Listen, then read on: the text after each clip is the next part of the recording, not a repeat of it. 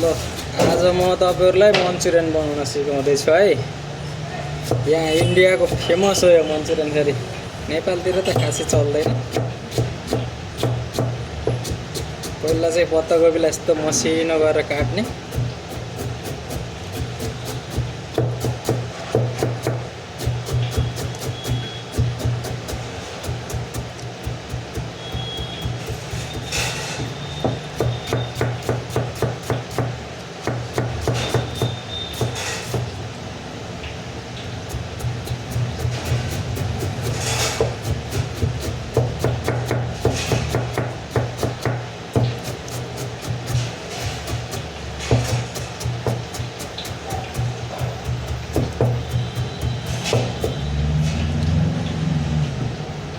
अब यो गाजर पनि काट्ने।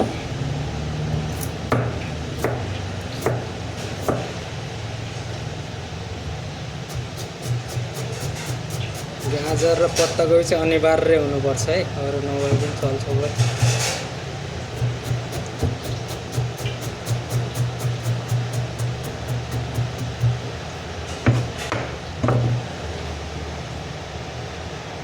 यसरी काटिसकेपछि यसमा चाहिँ थोरै धनिया,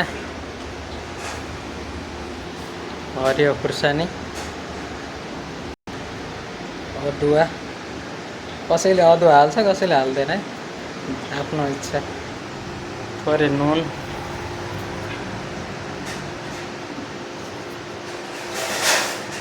थोरै अजिनामोटो अनि काली मिर्च हालिसकेपछि यसलाई मोल्ने मजाले।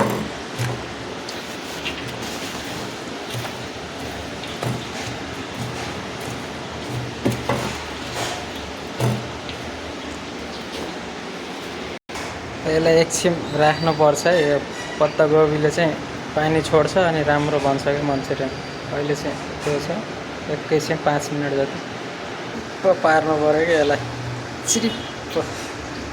त्यति बेलासम्म हामी एक कराई जलाएर राखेछौँ, तेल चाहिँ तातो छ हल्का। अब यसले चाहिँ पानी छोडिसकेछ पत्ताकोबीले। अब चाहिँ यसलाई मजाले हल्का मिस्ने, टक्क लाएर। अब हामी यसमा मिलाउँछौँ मैदा। मैदा, आरारोट, मकैको पिठो, हजुरहरू जे मिलाउनु पनि सक्छ, तर म मैदा मात्रै मिलाउँछु।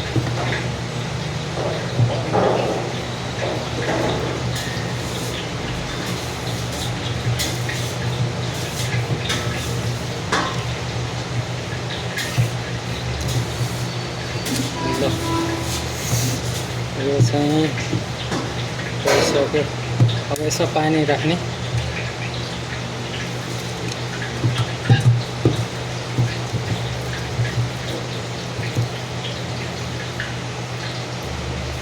यो चाहिँ अब चाहिँ मेस भइसक्यो, मजाले मिलिसक्यो सबैतिर। अब यसलाई पकोडा जस्तो गरेर छोड्ने।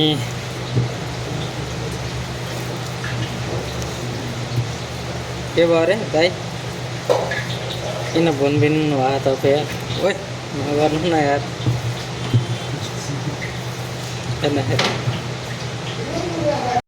अब हामी चाहिँ मन्चुरियन छोड्छौँ है। यस्तो भयो रेडी। अब यसलाई चाहिँ यस्तो गर्ने, यस्तरी पकोडा निकाल्ने। एक घन्टा देख्नु भयो, यसले स्याप्ने निकाल्ने। यस्तरी है, यस्तरी च्याप्प च्याप्प पढाइतिर हो त्यहीबाट दाबा। अब यो मन्चुरियन पाक्दैछ है। यो चाहिँ हल्का ग्यासको फ्लेम चाहिँ ठुलो गराइदिने। यसलाई चलाइदिउँ है, एकचोटि चलाउनु पर्छ, फेरि तल डढ्छ न त।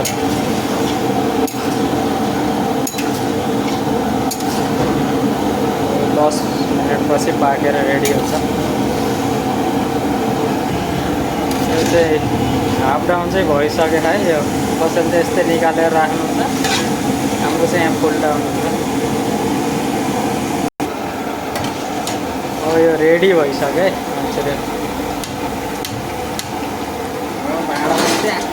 चाहिँ भगवान्को भाग यहाँ चढाइदिनु पर्यो।